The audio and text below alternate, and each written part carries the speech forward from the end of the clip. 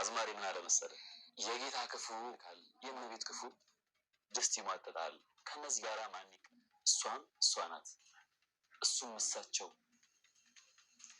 እንሄዳለን ጎለተናቸው ይቀመጡበት ከነግፋቸው ይላል። ማህሌት በመጨረሻም እንግዲህ እርቧት ትገኛለች። ዝናን እባክህ ያለች እንደተለመደው ገንዘብ እንዲልክላት እየተለማመነችው ነው ያለ። ዝና ደግሞ ሳይሰሩ ገንዘብ ማግኘት የለም፣ ስለዚህ እኔ 5 ሳንቲም ልሰጥሽ አልችልም ይላታል ማለት ነው። እባክህ እንደው እርቦኛል፣ በቃ ትንሽ ትንሽ ገንዘብ እያለች ሁሌም ትለምነዋለች። እሱም የተለመደ ቃል ይነግራታል ማለት ነው። አንቺ በቃ እርቦኛል የምትይ ከሆነ ሲጀመር ሂጂና ከባልሽ ቤት ብይ ይላታል። ከባልሽ ቤት ሂጂና ብይ፣ ይቅርታ ጠይቀሽ ከባልሽ ጋር እንደፈለገሽ ኖሪ፣ ግን አሁን ዝና ስሪና ብይ ከሰራሽ እሰጥሻለሁ ገንዘብ እያለ እያታለላት። ማህሌት እኮ እንዳሁን ብሩክ ይቅርታ ቢያደርግላት በእርግጠኝነት አሁን መድበልና ብሩክ እያወሩት ያለው ቤት እንደሚለቁ እንደገና ደግሞ ሌላ ቤት ቁጭ ብለው የራሳቸውን ህይወት መኖር እንዳለባቸው እያሰቡና እያቀዱ ነው ያሉት። ግን አሁን ማህሌት ይህንን ነገር ከሰማች ለዝና ነው የምትነግረው።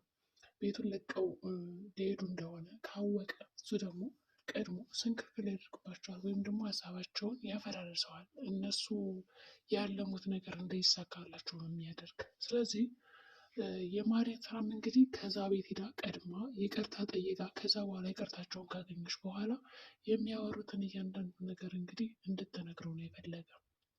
ሁሉን ነገር በቃ ምንም ትንሽ ነገር ሳትቀር እንዲነግራት ወይም ደግሞ እንድነግረው ነው የፈለገ። ስለዚህ የእሱ ዓላማ አሁን ምንም አይነት ምግብ ስለሌላት የምትበላው እንደምንም በቃ ያርግላትም አያርግላትም ብቻ ብሏን መሞከር ነው ያለባት። ለኤፍራታም ደውላ እባክሽ ልምጣ ወደ ቤት፣ በቃ እኔ ማደሪያ ትቻለሁ፣ ምበላው ራሱ የለኝም እርቦኛል ስትላት እኔ እንደዚህ አንቃ መገለያት የለችም ያለችው። እንግዲህ ምንድን ያለችው በዛ ሰዓት ኤፍራታ ምንም አይመለከተኝም ብላ በሀሳቧ ጸንታለች። ወደ ቤት ተመልሳ እንድትመጣባት አትፈልግም። ግን ደግሞ ማህሌት በዛ ሰዓት ምንድነው የተናገረቻት? ቅድስትን ምን ማድረግ እንዳለብኝ ምሳሌ ምን ማድረግ እንዳለብኝ እኮ እያንዳንዱ ነገር ስትመክረኝ የነበረው መጥፎ መጥፎ ሀሳቦችን አንቺ ነሽ፣ ስለዚህ እናገርብሻለሁ በቃ ስትላት እኔ አይመለከተኝም የራስሽ ጉዳይ ሄደሽ መናገር ትችያለሽ ነው ያለቻት። መናገር ትችያለሽ አለቻት። ምንም በቃ የሚያስፈራት ነገር የለም አሁን ላይ ይች ኤፍራታ ማለት ነው። ኤፍራታ በእርግጥ አሁን ላይ በጣም ደፋርና ጀግና የሆነችው በእርግጠኝነት መድብል ደስ ብሏት ይሆናል። እንዲሁም ደግሞ ጀግናነቱ ታይቷት መሆን አለበት። ከዛ በተጨማሪ ደግሞ ዝናን እባክሽ ይዘው ታዩ፣ ይህ ሰው ገደል ነው የሚከትሽ፣ ይህ ሰው ጥቅመኛ፣ ይህ ሰው መጥፎ ነው ብላ በጣም በተደጋጋሚ ነግራታለች። ግን ደግሞ ማህሌት በቃ ለእሷ ጀግና የሆነው ሮል ሞዴል የሆነው ዝና ነው። ሀብት አለው፣ እንደፈለገ ይንቀሳቀሳል፣ በዛ ላይ መልክ አለው፣ በዛ ላይ ቁመነው ምናምን ያለች በእሷ በቃ በቁመነው ነው ሙትት ያለችው። ውጫው አካሉን አይታ ነው የተገነዘበችው። እንደዛ እያዋረዳት እያንቋሸሸ እየሰደባት ራሱ ይህ ሰው ክፉ ነው ብላ አታውቅም። ይባስ ብሎ እንደው ስድቡ ራሱ ይናፍቃታል መሰለኝ። እና ታይ ስትላት ብትሰማት ኖሮ የኤፍራታን ሀሳብ እንዲሁም አሁን ለምሳሌ ኤፍራታ ምንም እንኳን መከራ ከትዳሯ ብታስፈታት ብታስወጣት አሁን ከዝና ራቂ ስትላት ራሱ መስማት ነበረባት። ቢያንስ እንኳን የመጀመሪያው ኤፍራታ ስተሰርታለች ትዳሯ እንድታጣ አድርጋታለች። ግን ከክፉ ሰው ደግሞ አሁን ላይ በሀሳቧ ብትሰማና ብትመክራት ከክፉ ሰው ነጻ ትሆናለች፣ ትድናለች። ይሁን እንጂ ኤፍራታ ግን ቀጠለች። በሌላ በኩል እንግዲህ ያው ዝና ያችን ያገታትን ልጅ ከዚህ በኋላ ሚስት የለችም፣ ስለዚህ አንቺ የኔ ሚስት ነው መሆን ያለብሽ እያለ ያው እንደገና ደግሞ ይሄ አለቃው አጀሬ የፈለካትን ነገር አድርጋት ስላለው ሊጠቀምባት እየሞከረ ነው።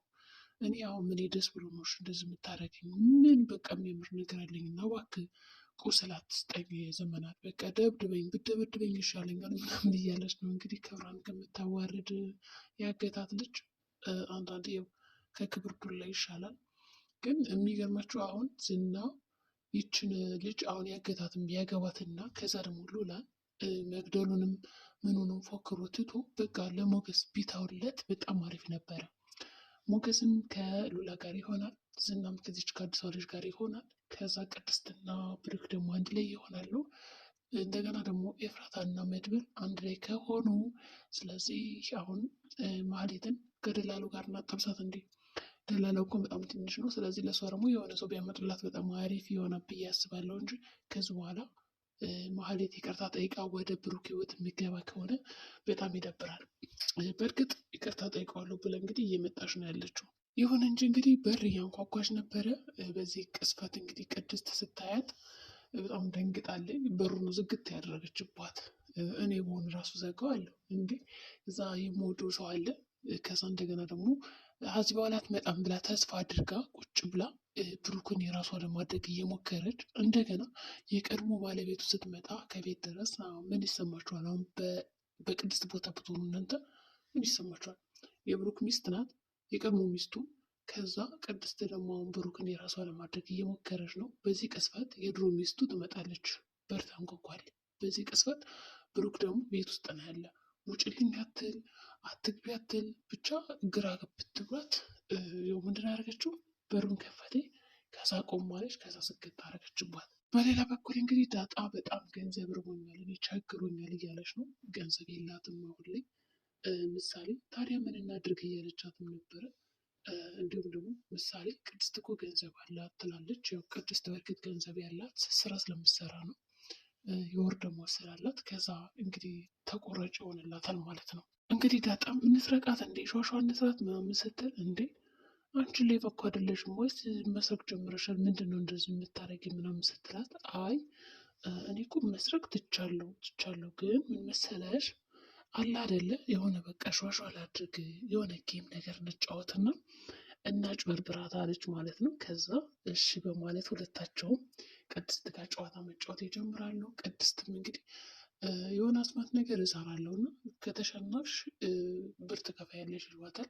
እሺ ትላለች። እንግዲህ ቅድስት እዚህ ጋር ተሸውዳለች ማለት ነው። ምክንያቱም ሁለቶችን አምናቸው ጭራሽ ከጨዋታው ላይ ምንድን ያደረገችው ቅጣቱን ጨመረችበት።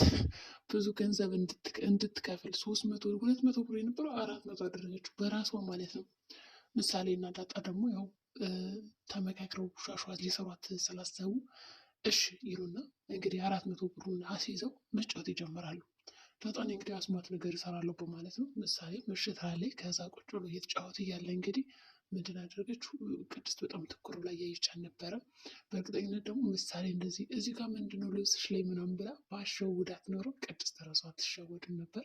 ከዛ ልብሷን እያራከፍለች እያለ ምንድን ስትላት ያው ሳጸዳ ኪችን ነበር ቆሾብኝ ነው ምናምን ትላለች። በዚህ ቅጽበት እንግዲህ ወዲያውኑ ቅብብል ያደርጉና ጨዋታውን ይቀይሩታል። ከዛ ቅድስት ትሸንፋለች። ዞር ስትል የለም። በዚህ ቅጽበት እንግዲህ ትደነግጥና የእውነትም አስማተኛ ነሽ ብላ እንግዲህ ተራግማም ተሰድመም ቢሆን ያስያዘችውን ገንዘብ ለመክፈል ትስማማለች። ግን ምሳሌ ለእኔም ታካፍኛለች ስትባል እምቢን አለችው። ለዛ ነገር ብሸል እያልቻት ነበር ለዳጣ።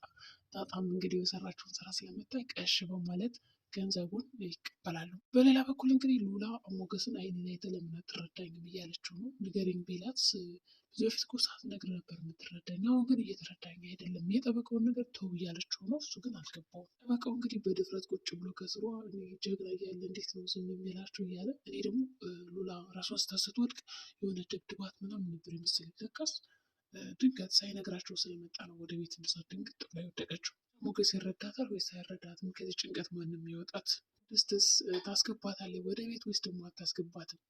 ማህሌትን በቀጣይ ቪዲዮ የምናይ ይሆናል። መልካም ጊዜ ይሆንላችሁ።